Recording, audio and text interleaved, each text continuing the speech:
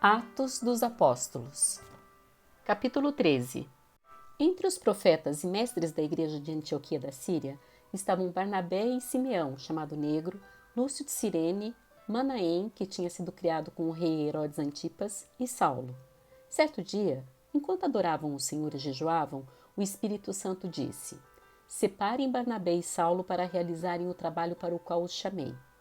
Então, depois de mais jejuns e orações, impuseram as mãos sobre eles e os enviaram em sua missão. Enviados pelo Espírito Santo, eles desceram ao porto de Seleucia, de onde navegaram para a ilha de Chipre. Ali, na cidade de Salamina, foram às sinagogas judaicas e pregavam a palavra de Deus. João Marcos os acompanhava como assistente. Viajaram por toda a ilha até que por fim chegaram a Pafos, onde encontraram um feiticeiro judeu, um falso profeta chamado Bar-Jesus. Ele acompanhava o governador Sérgio Paulo, um homem inteligente que convidou Barnabé e Saulo para visitá-lo, pois desejava ouvir a palavra de Deus. Mas Elimas, o feiticeiro, esse é o significado de seu nome, opôs-se a eles na tentativa de impedir que o governador viesse a crer. Cheio do Espírito Santo, Saulo, também conhecido como Paulo, encarou Elimas nos olhos e disse: Filho do diabo, cheio de toda espécie de engano e maldade e inimigo de tudo que é certo. Quando deixará de distorcer os caminhos retos do Senhor? Preste atenção, pois o Senhor colocou a mão sobre você para castigá-lo, e você ficará cego, sem conseguir ver a luz do sol por algum tempo. No mesmo instante, neblina e escuridão cobriram-lhe os olhos e ele começou a tatear, suplicando que alguém o tomasse pela mão e o guiasse. Quando o governador viu o que havia acontecido, creu, muito admirado com o ensino a respeito do Senhor. Paulo e seus companheiros saíram de Pafos num navio e foram a Panfilha, onde aportaram em Perge.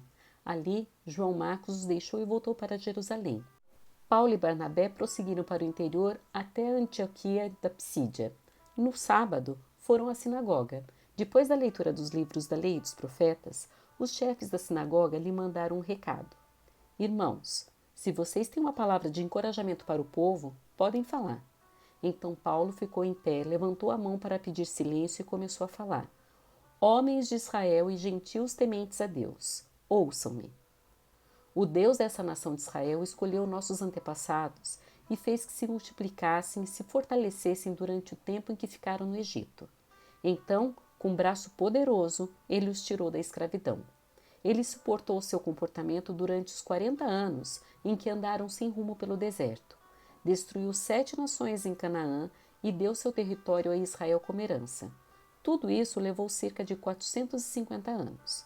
Depois, Deus lhes deu juízes para governá-los até o tempo do profeta Samuel. Então o povo pediu um rei, e ele lhes deu Saul, filho de Quis, homem da tribo de Benjamim, e ele reinou por 40 anos.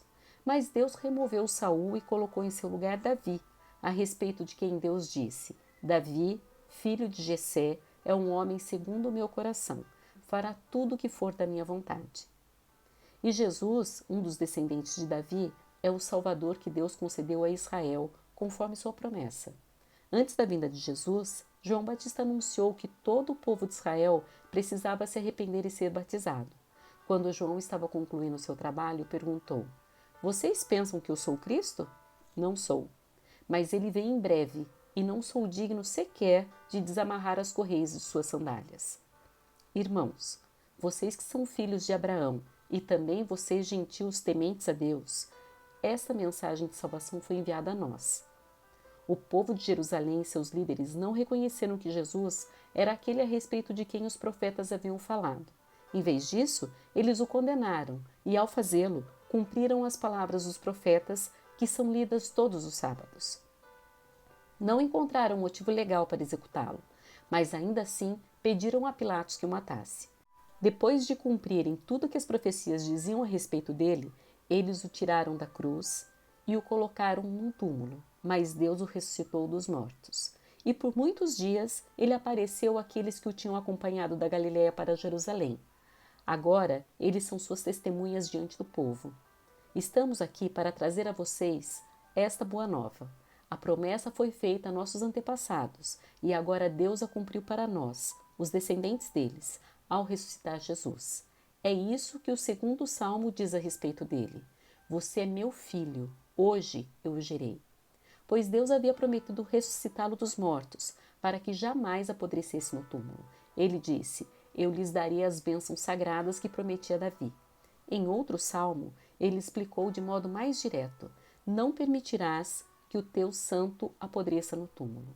Não se trata de uma referência a Davi, porque depois que Davi fez a vontade de Deus em sua geração, morreu e foi sepultado com seus antepassados, e seu corpo apodreceu.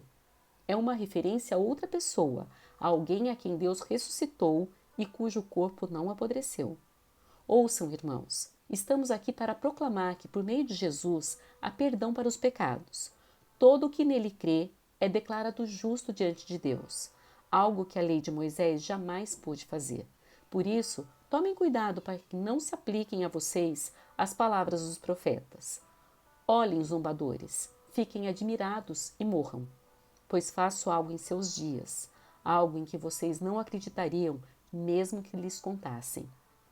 Quando Paulo e Barnabé estavam saindo da sinagoga, o povo pediu que voltassem a falar dessas coisas na semana seguinte.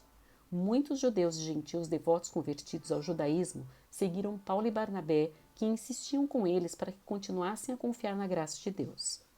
No sábado seguinte, quase toda a cidade compareceu para ouvir a palavra do Senhor. Quando alguns dos judeus viram as multidões, ficaram com inveja, de modo que difamaram Paulo e contestavam tudo o que ele dizia. Então Paulo e Barnabé se pronunciaram corajosamente, dizendo: era necessário que pregássemos a palavra de Deus primeiro a vocês, judeus. Mas uma vez que vocês a rejeitaram, não se consideraram dignos da vida eterna, agora vamos oferecê-la aos gentios. Pois foi isso que o Senhor nos ordenou quando disse: fiz de você uma luz para os gentios, para levar a salvação até os lugares mais distantes da terra. Quando ouviram isso, os gentios se alegraram e agradeceram ao Senhor por essa mensagem, e todos que haviam sido escolhidos para a vida eterna creram. Assim, a palavra do Senhor se espalhou por toda aquela região. Então, os judeus, instigando as mulheres religiosas influentes e as autoridades da cidade, provocaram uma multidão contra Paulo e Barnabé e os expulsaram dali. Eles, porém, sacudiram o pó dos pés em sinal de reprovação e foram à cidade de Icônio. E os discípulos estavam cheios de alegria e do Espírito Santo.